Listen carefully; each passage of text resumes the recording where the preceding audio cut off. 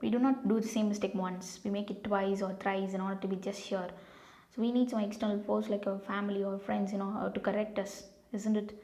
Like that, even cholinesterases need some external force like cholinesterases inhibitors or anticholinesterases to correct its actions in certain cases. Before going to see about anticholinesterases or cholinesterases inhibitors, we are going to see about what are cholinesterases. So cholinesterases are nothing but they are enzymes. They are helpful in the degradation of acetylcholine. So cholinesterases. So cholinesterases have two sides. One is anionic side. Next one you will be knowing, isn't it? It's not cationic. It's acidic side. So it has anionic side and next one is acidic side. So acetylcholine will be attracting the nitrogen group in the acetylcholine towards the anionic side and the carboxylic acid in the acetylcholine towards the acidic side, and that will be degraded into acetate and choline. That is, acetylcholine will be degraded into acetate and choline. By mainly the site involved is acidic site. By two process, one is hydrolysis and next one is acetylation. This is how the process occurs. This is the normal degradation of acetylcholine. So welcome back to SJM Righty Academy. Today we will be seeing about two things. One is reversible cholinesterase inhibitors and second one is irreversible cholinesterase inhibitors. So by the term reversible, you will be knowing this process of inhibition of this cholinesterase enzyme is reversible. So this happens by compare the drugs. Okay, compare the drug with normal acetylcholine. So this drug, this reversible cholinesterase inhibitors will be structurally similar to acetylcholine. So compare this drug with acetylcholine. Think of this: a drug complex with aesthetic site and an acetylcholine complex with aesthetic site.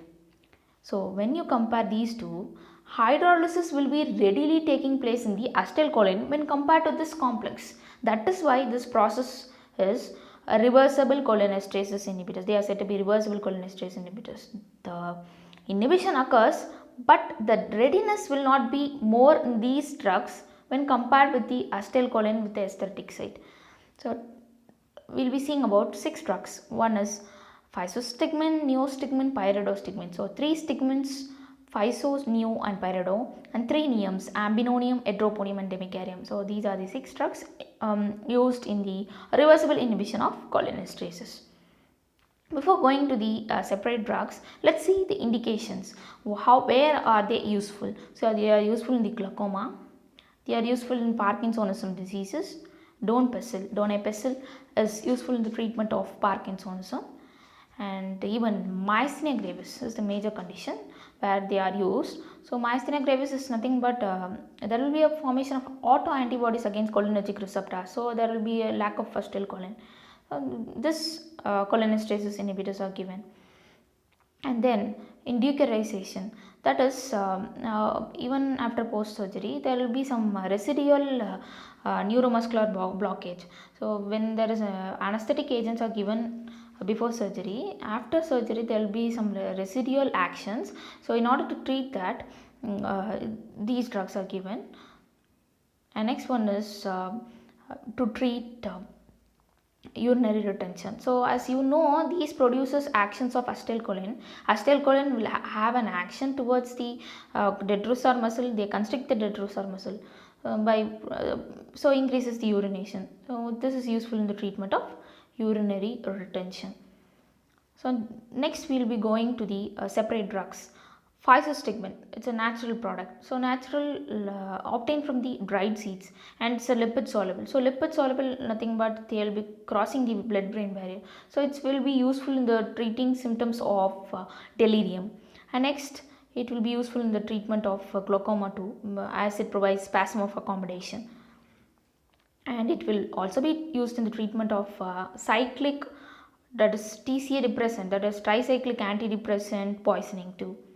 And next, moving on to physo, next one is neostigmine. So neostigmine is the synthetic compound.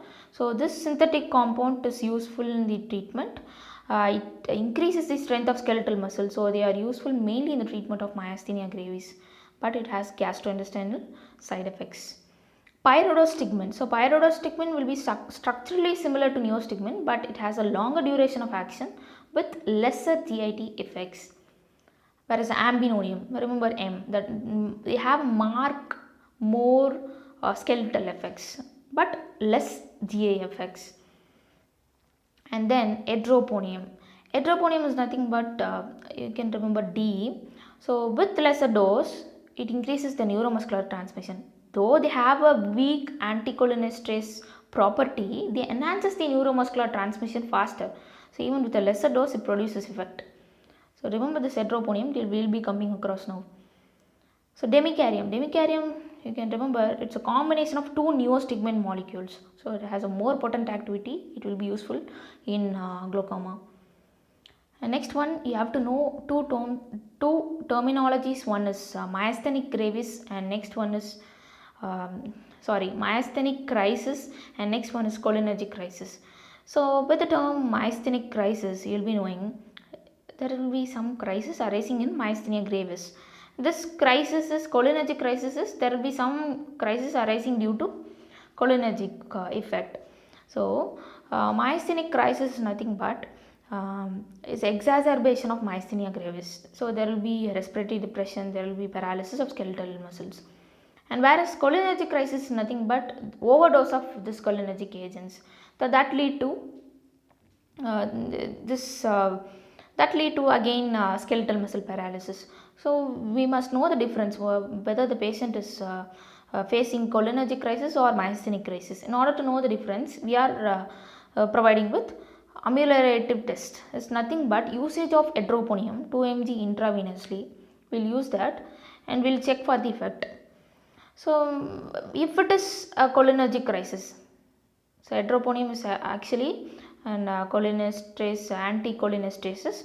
So if it is a cholinergic crisis, there will be an exacerbation of symptoms. If it is a myasthenic crisis, definitely the symptom will subside, the exacerbation will subside. So this is how you will differentiate myasthenic crisis and cholinergic crisis. Why we are using edroponium is, since it has a weak anticholinesterase activity and it has a shorter duration of action, we can easily differentiate and we can treat accordingly. If it is a myasthenic crisis, we can increase the dose to 8 mg. And next, moving on to the irreversible anticholinesterases. Irreversible anticholinesterase, with the term irreversible, you will be knowing this process of inhibiting the cholinesterase enzyme is irreversible. So this occurs, the drugs coming under irreversible anticholinesterases are organic phosphorus compounds. So this organic phosphorus compounds, what it does is, it phosphorylates the acidic site. So this process becomes irreversible. So they cannot do anything. This process becomes irreversible. So that is why it irreversibly inhibits the action of cholinesterase enzyme. So the main drug involved in this is ecothiopate and DFP. So these are the drugs which comes under irreversible anticholinesterases.